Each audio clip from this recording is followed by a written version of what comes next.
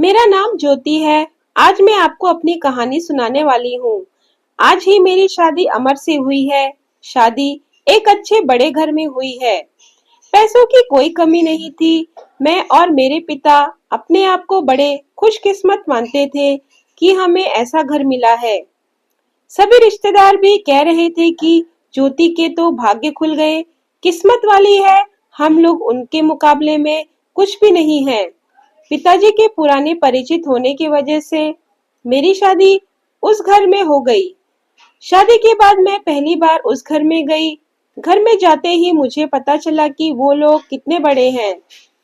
घर बहुत बड़ा था। पहली बार था जब उनका घर मैंने देखा था। सब कुछ बहुत अच्छा था। सुहागरात का समय आ गया, लेकिन उसके पहले ही मेरी सास और ननद मुझे अकेले में ले गई। मुझे समझ नहीं आया। मुझे लगा कुछ बात करनी होगी। उनके चेहरे उतरे हुए और डरे हुए थे, जैसे कि कोई बात वो मुझसे कहना चाहती हो। मैंने पूछा, क्या हुआ? आप दोनों इतने डरे हुए क्यों हो? मेरी सास बोली, बेटा हम तुम्हें कुछ बताना चाहते हैं, लेकिन तुम यह सुनकर हिम्मत रखना।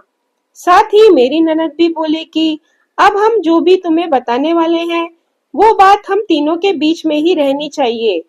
यह बड़ा घर है, यहाँ बात फैलते ज्यादा समय नहीं लगेगा और वो बात सबके सामने आ जाएगी।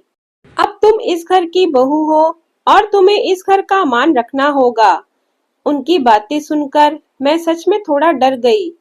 मुझे समझ नहीं आ रहा था कि वो लोग क्या बोलना चाह रहे हैं। मैंने कहा, आप बताएं मुझे क्या बात है।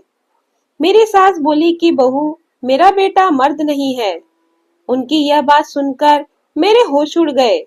उन्होंने कहा कि मैं जानती हूँ कि तुम सोच रही होगी कि फिर हमने तुम्हें क्यों फंसाया, लेकिन हमारी भी मजबूरी है। हम यह बात ऐसे बता नहीं सकते थे, वरना सभी को पता चल जाएगी। मेरा बेटा रात में अक्सर बाथरूम में ही रहता है।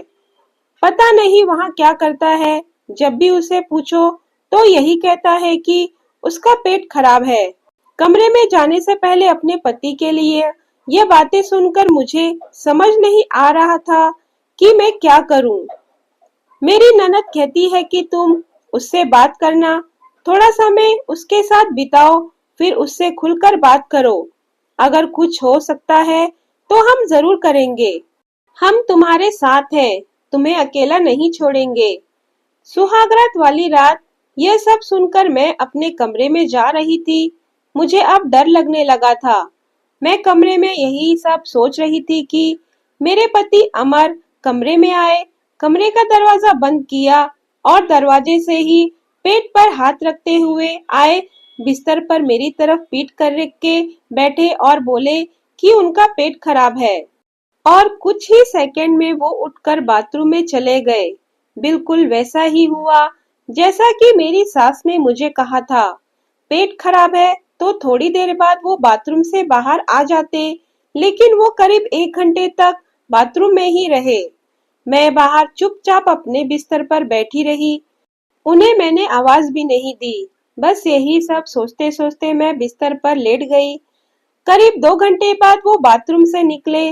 मेरा अब उनसे बात करने का मन नहीं था। मुझे लगा कि मेरे साथ धोखा किया गया है। वो भी चुपचाप अपने बिस्तर की साइड पर जाकर सो गए। सुबह मैं अपने आप को खुशकिस्मत मान रही थी और रात होते होते अपनी किस्मत को कोसने लगी। सुबह मैं जल्दी उठी और बाथरूम में गई। बाथरूम में जैसे ही गई मेरे होश उड़ गए, क्योंकि बाथरूम में एक नई नाइटी थी, साथ ही मेकअप का सामान। यह सब क्या था? मुझे समझ नहीं आ रहा था। एक ऐसे इंसान से मेरी शादी क्यों करवा दी? सुबह मेरी सास और ननद ने मुझसे पूछा, क्या हुआ बेटी रात में? मैंने कहा, वही जो आपने बताया था। यह कहकर मैं रोने लगी। मेरी ननद ने कहा, माँ मैं कह रही थी कि ऐसे किसी लड़की की जिंदगी खराब मत करो, लेकिन तुम सभी ने मेरी बात नहीं मानी। अब यह क्या ऐसे ही घुट घुट कर यहाँ रहेगी? मेरी सास बोली कि बेटा तू जो भी फैसला लेगी हम तेरे साथ हैं, लेकिन तुझे यह वचन देना होगा कि यह राज तेरे मुंह से नहीं निकलेगा। अगली रात फिर वो कमरे में आए। मुझे अब उनकी तरफ देखने का भी मन नहीं हो रहा था। मैं चुपचाप अपनी साइड पर सो गई, क्योंकि अब बात करने को रखा क्या था। उन्होंने भी अभी तक कुछ बात नहीं की। उनकी वजह भी मैं जानती थी। थोड़ी देर वो बिस्तर पर बैठे रहे और फिर उठकर वो बाथरूम में चले गए। मैं समझ गई थी कि वो क्या करने गए हैं। थोड़ी देर बाद बाथरूम से चीजें गिरने की आवाज आने लगी, कुछ टूटने की। थोड़ी देर बाद आवाज रुकी और इस बार वो जल्दी ही बाथरूम से बाहर आ गए, आकर बिस्तर पर सो गए। हमारे बीच कोई बात नहीं हो रही थी। मैं तो यह सोच रही थी कि मैं क्या करूं। यही सब सोचते सोचते नींद आ गई। सुबह जल्दी उठी और फिर मैं बाथरूम में गई, लेकिन इस बार बाथरूम में जब गई तो सब कुछ बिखरा हुआ था। नई नाइटी को फाड़ दिया था, मेकअप का सामान बिखरा हुआ था। बाथरूम में कचरे में एक कागज भी था, जिस पर लिखा था, to Maya, my beautiful wife. मेरे मन में अब शक आया कि यह सामान और कपड़े कहीं मेरे लिए तो इन्होंने नहीं रखे। लेकिन फिर मैंने सोचा कि मेरी सास और ननद मुझसे झूठ क्यों बोलेंगी। अभी मैंने उनसे कुछ बात नहीं की। सुबह मेरी सास और ननद फिर मुझसे सहानुभूति जता रही थी। मुझे उनकी बातों से लगा कि वो चाहती हैं कि मैं अमर को छोड़कर इस घर से चली जाऊं। मुझे अब मेरी सास और ननद पर शक हुआ। मैंने उस घर की पुरानी नौकरानी से बात की। मैंने बातों बातों में उससे पूछा कि अमर कैसे हैं। वो बोली कि वो तो बहुत अच्छे और सीधे हैं। उनकी माँ और बहन तो चाहती थी कि उनकी शादी उनके बहन के पति के रिश्तेदार से हो। बहन और माँ ने तो बहुत कोशिश की, लेकिन उनके पिता नहीं माने और उनके दोस्त के परिचित यानी आपसे शादी करवा दी। वो दोनों तो आपकी शादी के खिलाफ थे। कई दिनों तक घर में विवाद भी होता रहा, लेकिन तुम्हारे पिता अमर ने कहा कि पापा जो बोले वही करते हैं। मुझे अब पता चल गया था कि मेरी सास और ननद मुझे क्यों भगाना चाहते थे। इसलिए उन्होंने मुझसे झूठ कहा था। उन्होंने शायद अमर को कुछ और कहा होगा।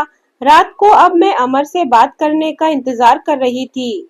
वो कमरे में आए तो उनका मुंह तो उतरा हुआ था। यह पहली बार था जब मैं उनसे बात करने वाली थी। उनके आते ही मैंने कहा, आप मुझसे कुछ बात करना चाहते हैं। वो बोले, अब बात करने को रखा क्या है। पापा का विश्वास था कि वो अच्छा घर है, इसलिए मैंने माँ और बहन की ना सुनकर तुमसे शादी की और तुमने सच छिपाया। मैंने बोला, क्या सच? सच कि तुम मुझसे शादी नहीं करना चाहती थी। तुम्हारी जिंदगी में अभी भी कोई है, और यह बात तुमने ही तो माँ को बताई थी। घर की इज्जत और पापा के कारण मैं चुप हूँ, कुछ कदम नहीं उठा रहा हूँ। और मैंने भी देख लिया, सुहागरात जिंदगी में बहुत स्पेशल होती है। लेकिन मेरे बाथरूम में 2 घंटे रहने पर भी तुम्हें फर्क नहीं पड़ा। माँ ने सही कहा था कि तुम आवाज भी नहीं दोगी, बात भी नहीं करोगी। मैंने बोला, बाथरूम में रुकने को उन्होंने कहा था, और वो कपड़े और मेकअप वो मेरी बहन ने रखा था, कहा था पहली रात का गिफ्ट है, तुम्हारे लिए बाथरूम में रखा था। मैं उठकर उनके पास गई और उनसे कहा, आपको पता है उन्होंने मुझसे क्या कहा? फिर मैंने उन्हें सारी बात बताई और समझाई। कहा कि वो चाहते थे हम दोनों में गलतफहमी हो और हम अलग हो जाएं, ताकि वो जो चाहते हैं वो पूरा हो जाए। उन्हें गुस्सा आया, लेकिन मैंने कहा, नहीं, अब हम इस बात को यहीं खत्म करेंगे और किसी को कुछ नहीं कहेंगे।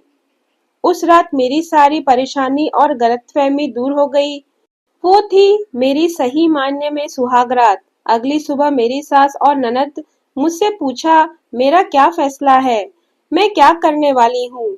मैंने कहा कि मैं आप दोनों को माफ करके एक नई शुरुआत करना चाहती हूँ।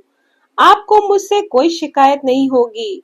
मैं एक बहुत अच्छी बहू बनकर दिखाऊंगी। मेरे चेहरे पर मुस्कान देखकर उनके चेहरे के रंग उतर गए। ननद तो उसी दिन घर चली गई।